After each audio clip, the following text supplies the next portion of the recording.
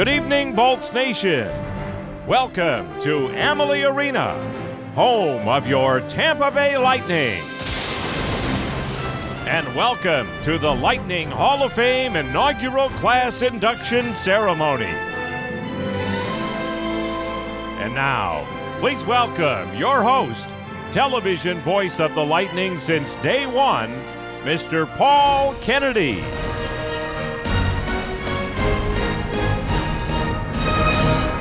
Hello, good evening. Hello, Bolts Nation. What a spectacular night this is, and now the main event. What a privilege for all of us to be here. 30 years of alumni glory, all these players, their families, and our three honorees and their families here this evening. And of course, our phenomenal fans who for 30 years have brought the Thunder to Amalie Arena. This evening we cap our 30th anniversary season with the first ever inductions into the newly established Lightning Hall of Fame, and our three honorees could not have been a more perfect inaugural class because they didn't just leave their mark on franchise history, they defined it, shaped it, and set the standard for this franchise, and then placed it in the hands of our present team, led by our captain and Steven Stamkos, who is here tonight. Alex Killorn is here tonight. Victor Hedman is here tonight. Before we honor our honorees, please help me welcome to the stage a gentleman who spearheads the Bolts business as one of the best-run organizations in all of sport, recognized as Sports Business Journal's 2022 Sports Team of the Year. He's been an instrumental catalyst in establishing the new Hall of Fame, the Chief Executive Officer of your Tampa Bay Lightning, Steve Graves.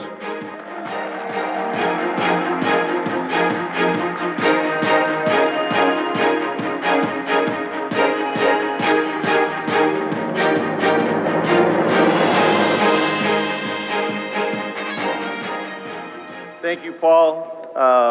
I don't think you'll meet a better human being than Paul Kennedy. Let's give a round of applause for Paul. I have a number of thank yous here. First, I want to thank the fans for being here. Thank you for always being the Thunder. 335 consecutive sellouts. And to all of our partners and friends of the Tampa Bay Lightning that are here tonight, thank you. You guys are all best in class, and we appreciate your partnership. And thanks to Dex Imaging and to the Doyle family. They are true friends and true partners of our organization, so thank you for presenting this great night tonight. And thanks to all of our employees who put this all together, especially Matt and Brian and Rachel and John. Just an incredible event that they put together for not only the Hall of Fame dinner, but also for the entire alumni weekend. And with that, to the alumni players that all came from far and wide, I hope you're going to have an incredible weekend. I was a little worried today with the sunshine, the pool, hat tricks, and St. Paddy's Day all in one, but we were all here. So thank you all for coming. Now there's one man in this room who appreciates the hard work and effort that it took Phil to get this off the ground and get this organization running. And it's a privilege for me to introduce the next gentleman. When he purchased the Lightning in 2010, we had a lot of work to do. And he reset the vision, and he gave us all the resources we needed to build a world-class organization. And Phil, hopefully we've met those standards. Your dreams have come true. 30 years, we've built a world-class organization on and off the ice. And it is my honor to introduce the best owner in pro sports, Jeff Vinik.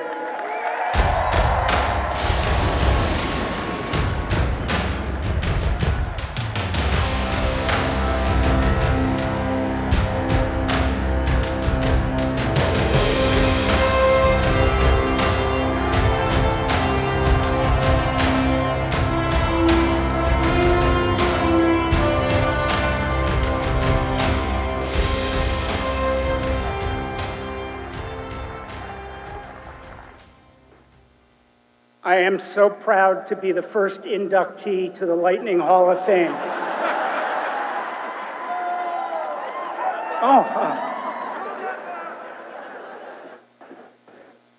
It is an honor to be here tonight. It is an honor to be the owner of the Tampa Bay Lightning on this historic and wonderful evening. It is an honor for me to be able to talk very briefly.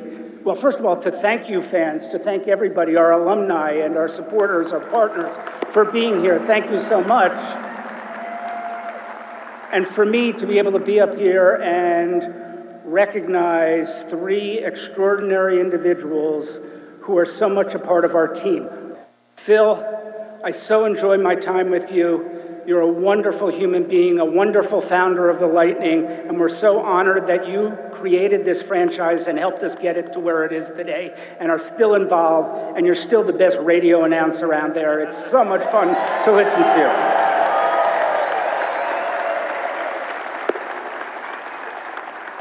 Keep saying what's on your mind.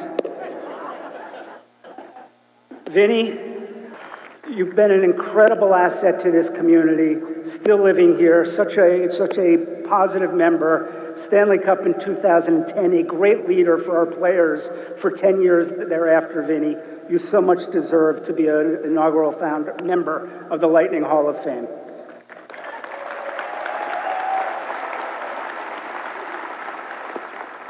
Marty, what great accomplishments during your career, both here in the Lightning.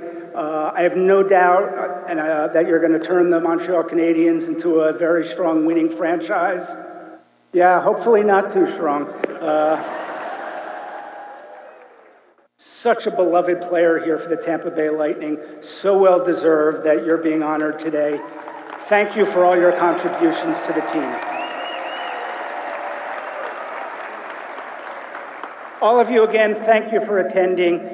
We're all honored to be here tonight to see this glorious occasion of Phil, Marty, Vinny becoming inaugural members of the Lightning Hall of Fame.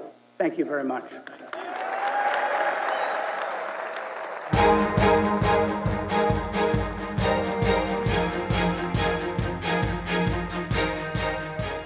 Thank you very much, Jeff. Thank you, Steve.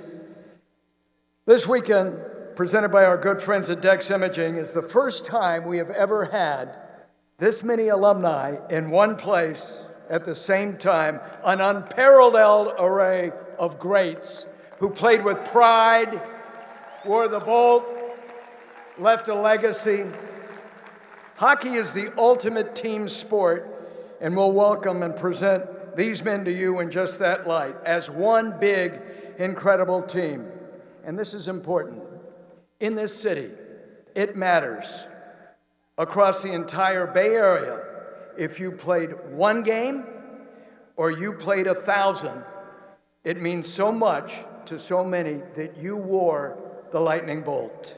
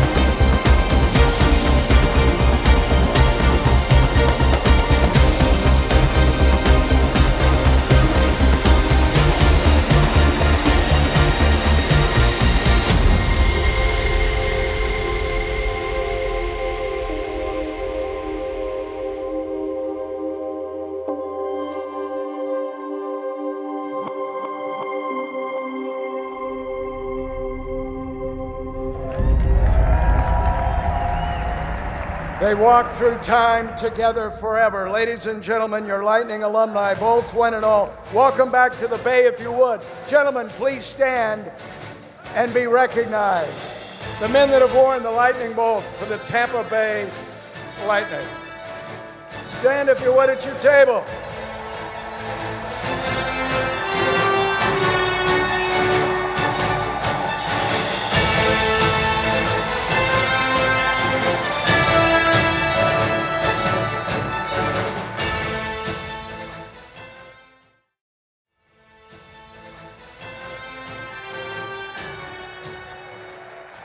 And now let's get right to it and induct our first honoree. And it's fitting that he is number one because none of this, no players on the ice, no championship banners above us, no beautiful downtown. It doesn't happen without him bravely taking that first step in bringing hockey to Tampa. To do the honors, would you please welcome a gentleman who was right there by his side the entire way. Here is Henry Hall.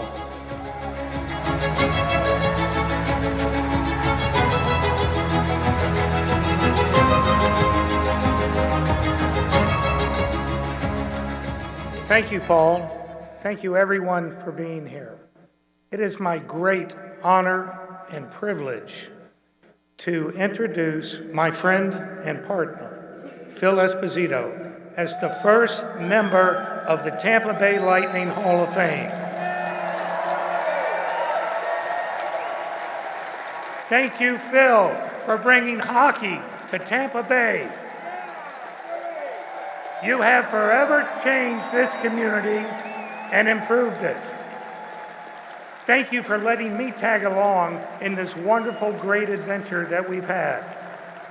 But I'm not the only one who wants to thank you, Phil. You have touched so many lives, as we will now see a story of one of them. 2.5 years ago, we started out with a dream. And this is it right here tonight, folks. It's the beginning of the dream. It's the beginning of the dream right here. How can you measure what one man has meant to your team, to an entire region, or even just one person? In December of 1990, when Tampa Bay was granted an NHL franchise and Phil's dream became a reality, it ignited a ripple effect, one that still affects each and every one of us that's ever worn the Bolt. As one of the most dominating players of his era, he enjoyed a long and successful career on the ice. For most, that would have been enough. Thankfully, for us, it was not. Because today, 442 players from around the world have realized their own NHL dreams, maybe as a first-time player or perhaps as a seasoned veteran. Because today, Tampa Bay has become a true hockey town. 3 generations of fans have grown up with the team that wears the Bolt, forging 3 decades of memories with family and friends, watching and cheering together. Because today, in a region where there were once just 1 public ice rink, there are now 12. Because today, a sparkling downtown district rises from the seed he planted. Because today, 3 Stanley Cup banners hang from the rafters. He will tell you it wasn't easy, that his journey was fraught with stress, disappointment, or personal sacrifice, or tales of moments when he may have given up. Phil, that's why you have our sincere appreciation and admiration. Because you chased your dreams, you made our dreams come true too. Myself included, when you took the leap to put me in goal in that preseason game in 1992, wearing a Lightning logo, this little girl's dream came true. And whether you know it or not, you opened the world's eyes to women's hockey. You taught Tampa Bay even more that it was okay to lace up a pair of skates in a state showered with sunshine and palm trees. To miss a morning class because we had to stay up late watching a West Coast game the night before. To chide the referees every now and then, and to toss our caps onto the ice. You were the first person to make that kind of impact on the lives of everyone in North America, south of the original 6. That's why it's so appropriate that you are the first to be enshrined in the Lightning Hall of Fame. So on behalf of all the lives you touched, because you dared to dream, it's my honor and privilege to say thank you.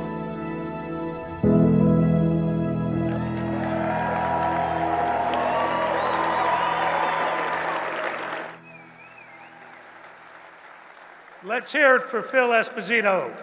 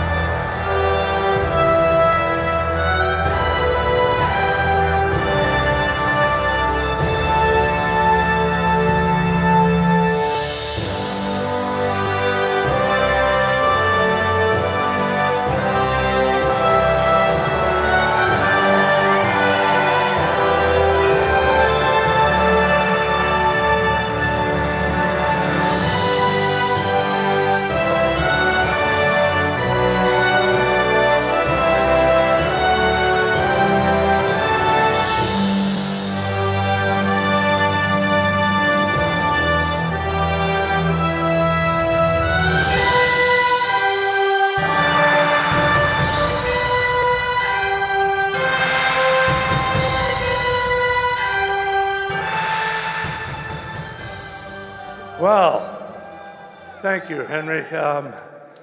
Pretty sharp and tight, huh?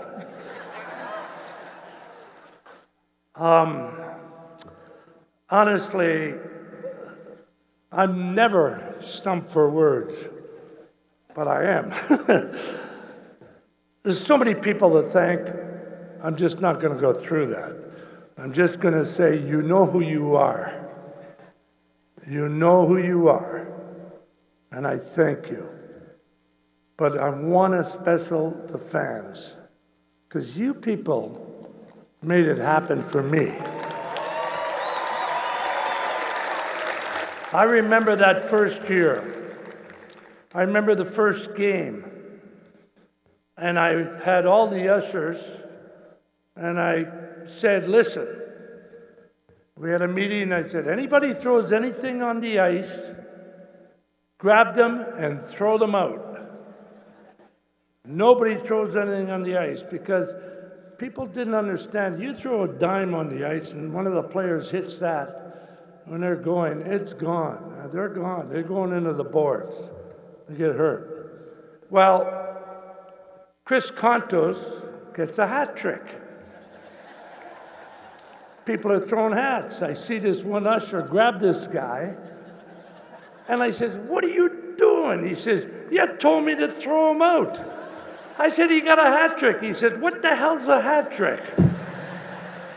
I went, oh boy, do I have a lot of teaching to do here. And that first game was really something. Now look, God gave me talent to play. I exploited that talent. I don't think he gave me the talent to do what I did and to believe that I could get it done. There were a lot of people that believed with me and convinced them to believe. There's no doubt about that. But I knew one thing. When I got fired by the New York Rangers, I had 4 years left on a contract. Typical New York, they give you an extension and then they fire you. Typical. Anyway, I knew that I wouldn't be able to get a job in New York to sustain the type of lifestyle that I had. So I didn't know what to do now. I was on the marketing committee of the NHL as a player and as a general manager. I knew they wanted to expand. I had the plan of 6 expansion, and I knew they wanted to expand.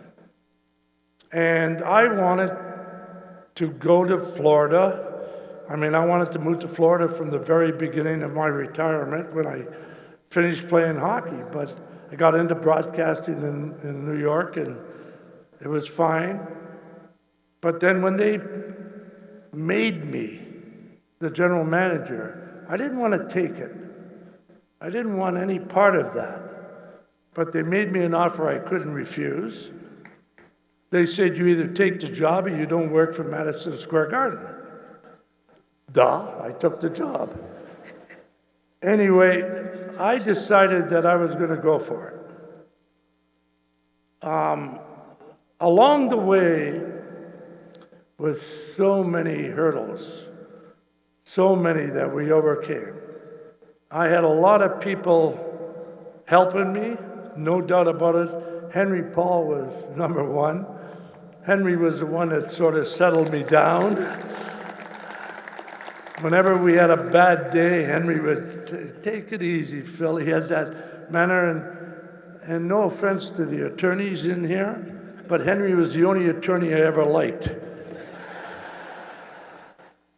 And I just thought that we could get it done. I really did.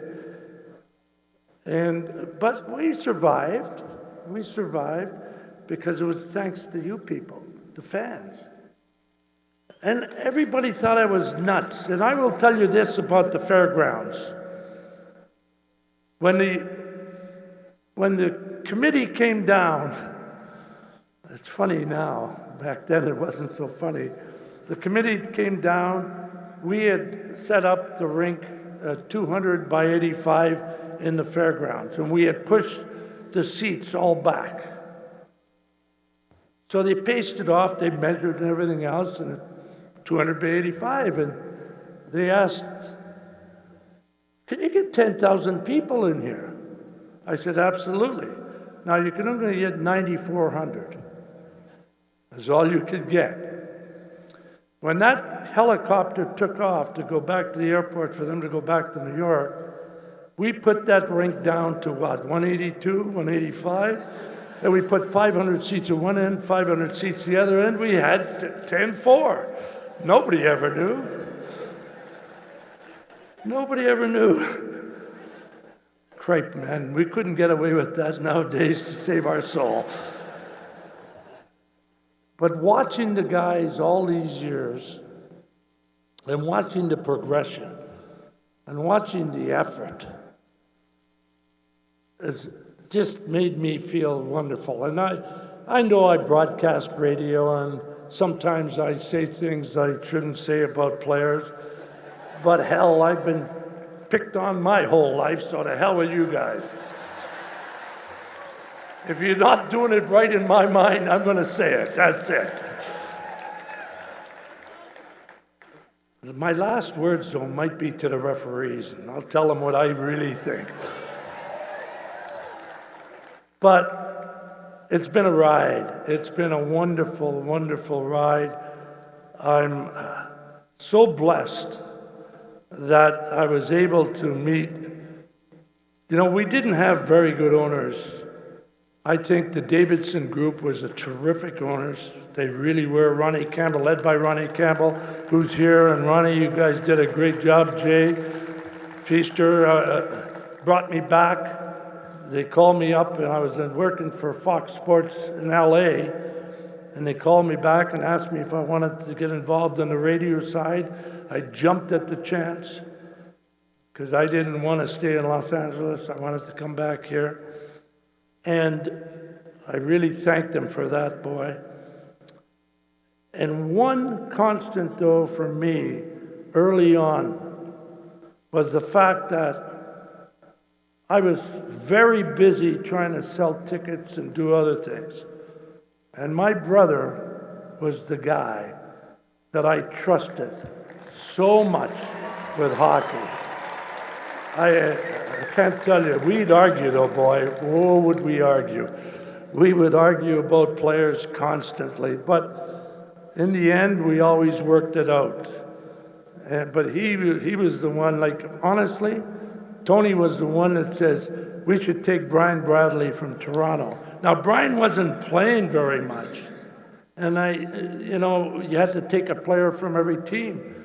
And I says, well, if you think that's right, let's take him then, and you go ahead. I mean, and we took Brian, and it was the best move I thought we made. Brian has been a wonderful Lightning player and a wonderful Lightning person since that time.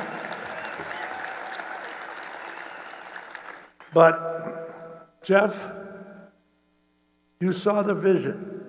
I tried to get the Japanese to buy the 15 acres around here. They just wouldn't go for it. I don't know whether I saw the vision like you did, but I saw the downtown area growing.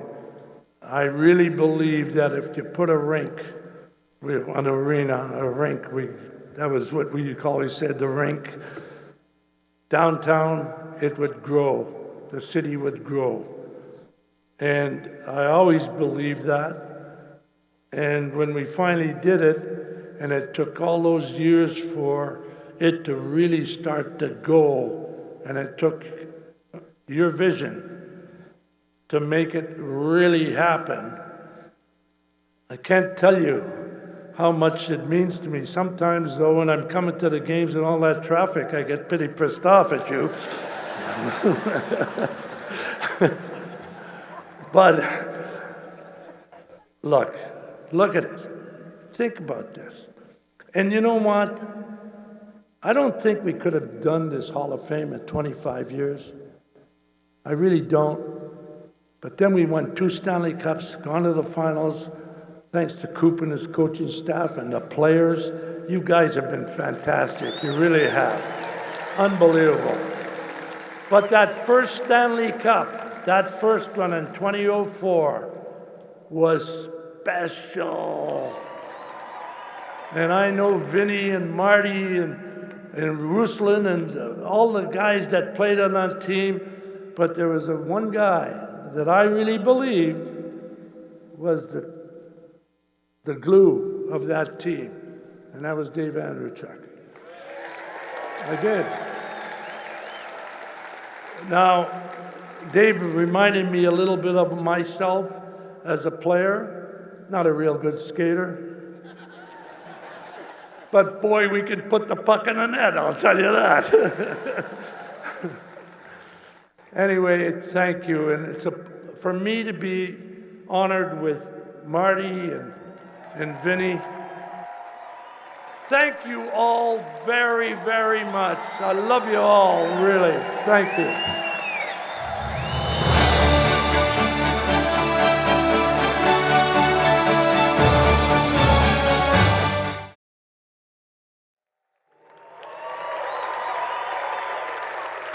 Now, before we induct our next 2 honorees, a special new award has been created by the Alumni Association, the players, for this and every induction that is to follow in the years to come. Community commitment and growing the game of hockey are the 2 core values, of course, of this Lightning organization and have always been a top priority. And so very well executed by our current front office team. Now to date, the only player in team history to win the NHL's Bill Masterton Award, given to the player who best exemplifies the spirit of perseverance and dedication to hockey, is John Cullen. Already a 7-year NHL veteran, Cullen came to the Bolts, you recall, in the 1995-96 season, a key cog in the Lightning's first ever playoff run. And then in 1997, John was diagnosed with non-Hodgkin lymphoma.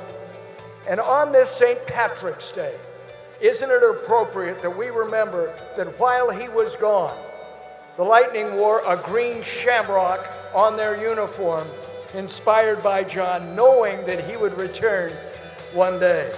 And after facing 18 months of cancer treatment head-on, he made a triumphant and emotional return to the ice. Opening night, 1998-99, an inspirational story that still resonates today. Would you please welcome to the stage, he is here tonight, Tampa Bay's number 12, John Cullen.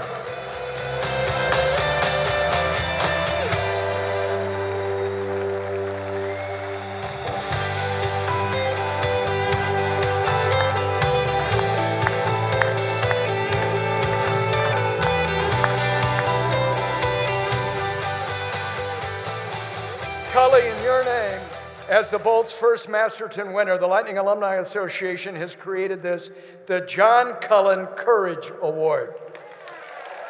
That at each induction ceremony and every year to come, it will be presented to a recipient who has overcome trying circumstances and continued to play or work in this great game that we all adore. And this year, we have a very deserving young man to receive it. Weston Herman was diagnosed with brain cancer at the age of 7, and his 9-year battle has been nothing short of remarkable. He's had 2 brain surgeries despite significant risk of paralysis, and the amount of time spent in chemotherapy treatments alone adds up to nearly 3 years.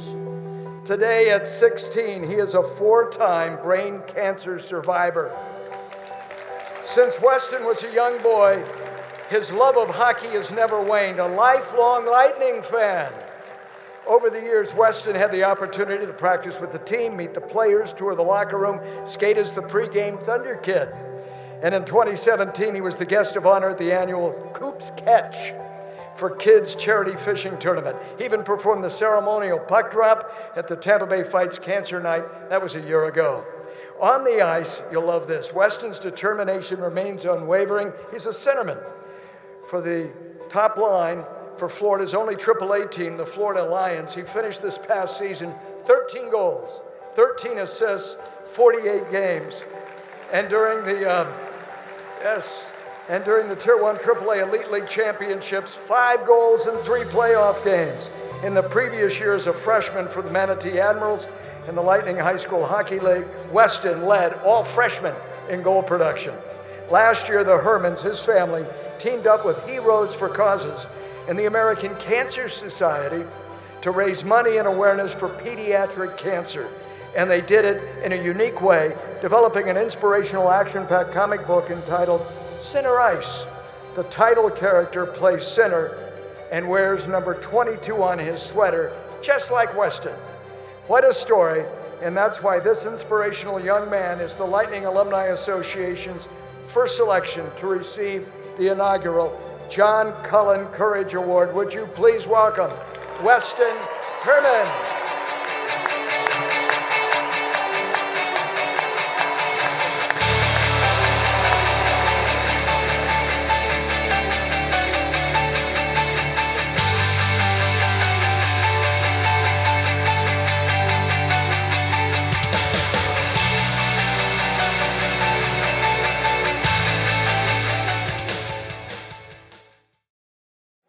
And now let's get to the introduction of our next 2 honorees, whose election to the Lightning Hall of Fame was preordained by virtue of the well-deserved retirement of the respective numbers, number 26 and number 4, that hang above the ice each and every night. And to do the honors, the glue, as Espo called him, of the 2004 Stanley Cup Championship team, the captain, a member of the Hockey Hall of Fame, and no doubt one day he'll be elected to the Lightning Hall. Please welcome, if you would, Dave Andrechuk.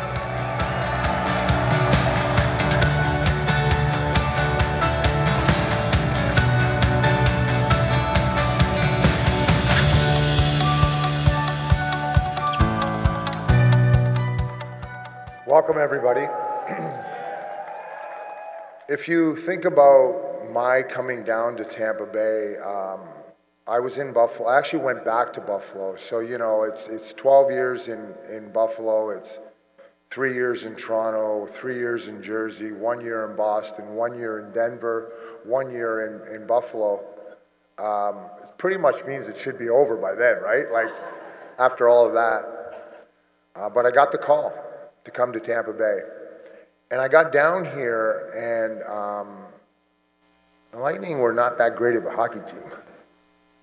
But I looked in the room, around our room, and, you know, we got Habibulin, we got Richards, we got St. Louis, we got LeCavier, we got Boyle, we got Cabina.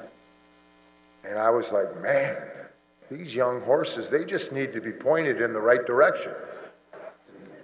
We got a lot of good horses, and no better than the two guys that we're putting into the first inaugural Hall of Fame. Well deserved.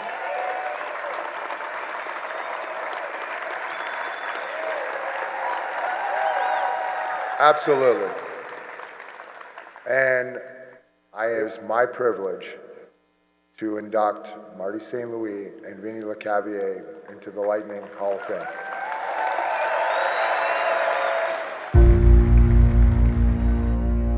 They came to us through different paths. One, a tall 18-year-old #1 draft pick, upon whose shoulders the fate of a franchise was unfairly placed. The other, an undersized, undrafted free agent who arrived without any expectation at all. When they first stepped on the ice together, they couldn't have been more different. Yet tonight, over 20 years later, their legacies are fully entwined. There's a reason their jersey numbers are hanging in the rafters. Their dominant play generated lofty statistics that still rank near the top of almost every category in team history. Their combined 10 All-Star selections and numerous NHL awards commanded the respect and admiration of their peers. And their 2004 Stanley Cup championship has them etched in silver for all time.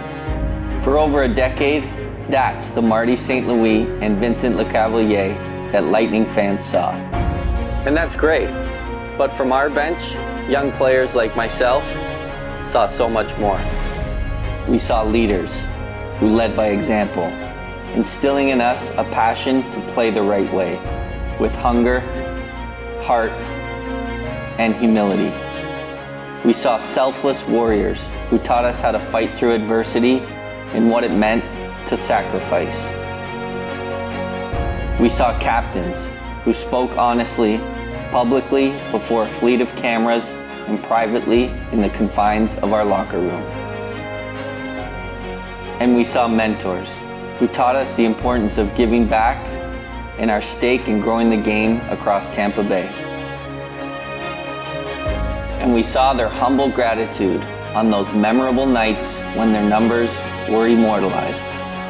The Lightning became my team that day, but more importantly, Tampa became my home. As a kid, she would always tell me, "Show them, Marty, show them."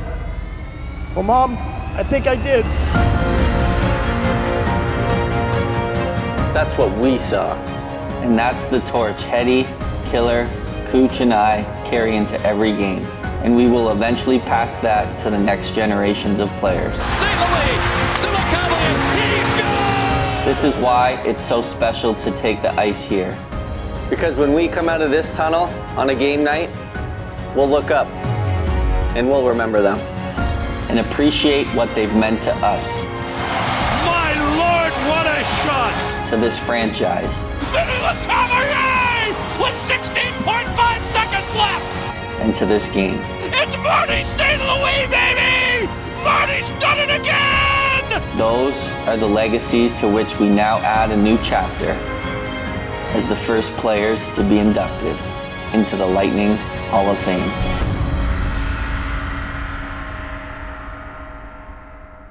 Congratulations, guys.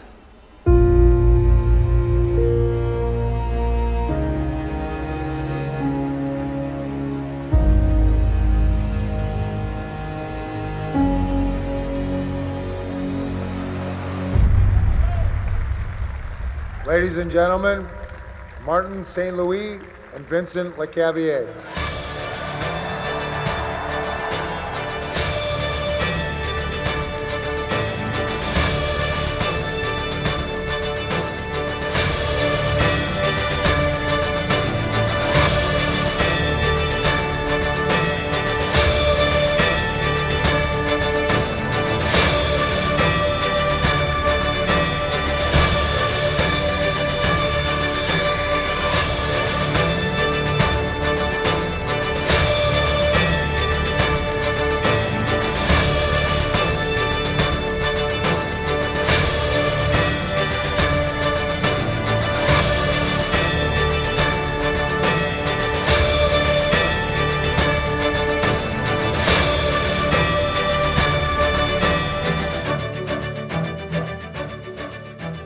Now recall Vinny and Marty's moving speeches when their numbers 26 and 4 were retired. So rather than coax them to do it again, tonight we thought we'd get their thoughts in a more relaxed setting and have them share with us where they've been and where they're going. And they're in great hands with our next host. For a quarter century, the television voice of the Lightning returns tonight. Recipient of the Hockey Hall of Fame's 2020 Foster Hewitt Award. Welcome back to Amalie, Rick Peckham.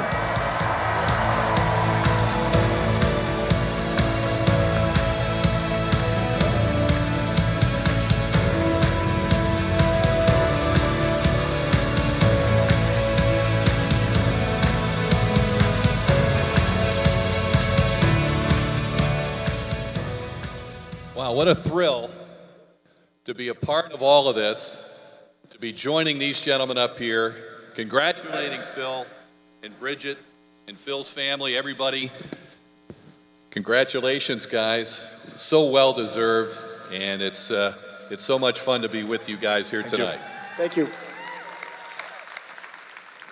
Well, as Paul said, you've already given a speech when your numbers were raised to the rafters, so let's take it a little different tact here. And Vinny, we'll start with you. Just what this means to you, this honor here.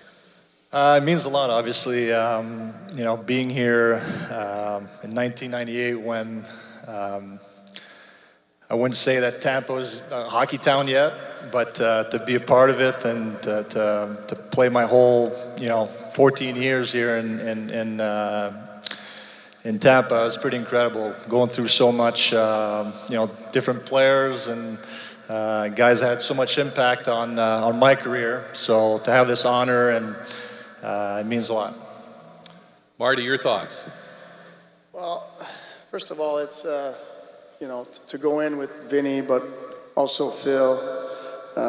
Like Manon said, thank you for chasing your dream, because I most likely would have felt short a couple of mine. So thank you, Phil. But obviously to be recognized for this honor, it's very flattering. But what I love the most about it is the next group that's going to go in, and some guys that maybe don't get the league recognition, but they've been such warriors, bled and sweat for this franchise, and to have the opportunity to be recognized, I can't wait to come back for those nights. That's a great point, because we are just starting. This is the inaugural class, and there's going to be so many great people to be honored here in the years ahead. Great players on the ice, great people in the community, and this is just one fabulous night for everybody here. I know I speak for all of you. But in terms of, let's go back to the beginning in terms of your career and how things started. Marty, was there a turning point when you came to Tampa, or a point where you certainly never had the unwavering belief in yourself and your abilities, but where it registered that, hey, this is going to work out. I'm going to make it, and I can be an impact player in the NHL? I don't know if there was an exact moment, but I know, for me, my first year, I was just trying to convince everybody that I could play. I tried to convince my coaches, but I think more importantly is I was trying to convince my teammates, and especially the guys who were getting a lot of ice time. I wanted them to think that they needed me on their line, so I was trying to convince them. And obviously when it happened slowly, but once I did, I never looked back, and I was fortunate to play with great players. Vinny obviously was, it's funny because my childhood friend Eric Perrin, who's played with us in Tampa, won the cup with me here. It was unbelievable, right?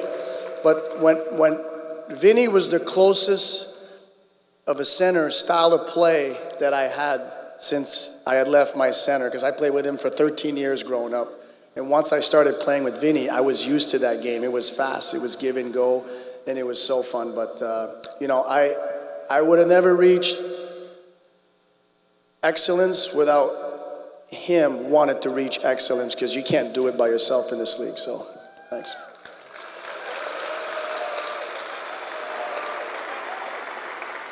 you come into the National Hockey League. I remember Chief and I would talk to you in the locker room, and you know the push at that point was you've got to put on some weight, some muscle. I remember you told us, "Well, I'm eating 5 times a day." And Chief and I would look at each other. We just say, "Son of a bitch, how's he do?"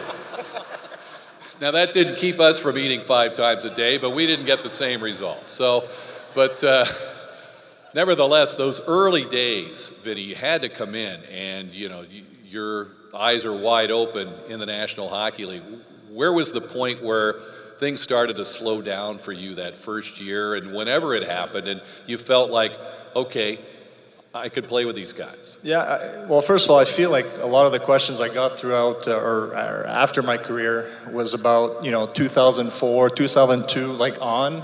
But I feel that first year, I was really lucky to come here and have some great veterans to kind of show me the way. Like I see a captain like Rob Zaminer and Rico Ciccone. They're here and they want to help that young kid become just a better player, I shouldn't say leader at 18, but just kind of just showing you the way. So I was lucky to have those guys. And but of course, when Marty came and Brad, Dave, that 2004 group, I feel that I think that all our game really took a turn, and we got better as a team. We're better teammates, and we're searching for that. Our only goal is to win the Stanley Cup. Well, so we just kept battling and kept getting better as a team and as players. So then we got better after that. Now, to get to this point, I know in your speeches on your special nights here you talked about it, but night in, night out through the hockey season, the drive to excel, to get away from it, family is such an advantage to be able to do that. And I know, Vinny, with your mom and dad, I was able to say hello to them earlier tonight, and they were here right from day one. How important was that to have family there to help you through these tough times? That was great. I mean, my parents were here as much as they could to support me, and I know they watched every single game that I played. But I really think it starts in your childhood, and them being there for you and having a brother or sister. We're brothers and sisters. We're fighting all the time, but we're supporting each other. We're a great family, and I feel that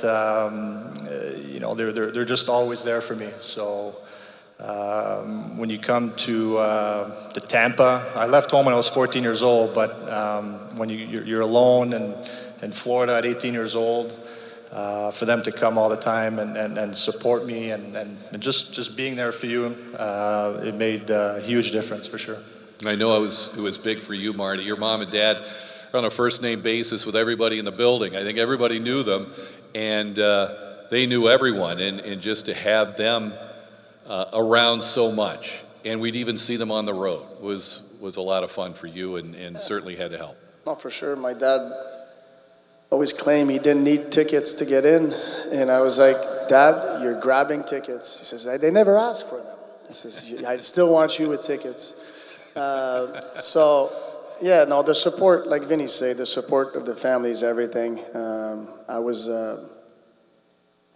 blessed with great parents, and very supportive and not, I guess, demanding in the right areas, but always instill confidence. And there was never, if there's anything that my parents taught me, is that there's never any problems. There's always answers. They're everywhere, and I feel like I owe that to them. Two great champions, two great Hall of Fame talent, two great Hall of Fame people. Marty St. Louis, Vinny Lecavalier, along with Phil, the inaugural class of the Lightning Hall of Fame. Thank you. Thank you very much.